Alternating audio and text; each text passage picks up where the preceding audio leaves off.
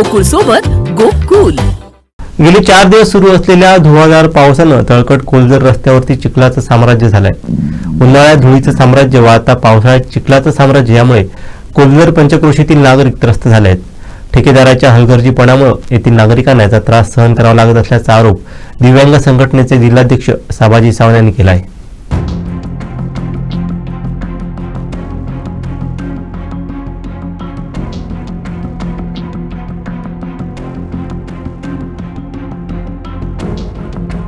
तात्काळ रस्त्यावरील चिखल बाजूला करून रस्ता वाहतुकीसाठी सुरळीत करावा, अन्यथा चिखलातच बसून आंदोलन करण्यात येणार असल्याचं सावंत म्हणाले। प्रधानमंत्री ग्राम सडक योजनेतून पडवे माझगाव तळकट कोलजर असा रस्ता मंजूर झाला। गेल्या 3 महिन्यांपासून संबंधित ठेकेदार आपला मनमानी कारभार करून धीम्या गतीने काम करत असल्याचा आरोप सावंत यांनी केला। वाहन चालकांना प्रवास करताना तारेवरची कसरत करून वाहने चालवावी लागतात। हा सर्व प्रकार ठेकेदाराच्या मनमानी कारभारामुळे झाला आहे। याला सर्वस्वी ठेकेदारच जबाबदार असल्याचा आरोप सावंत यांनी केला आहे।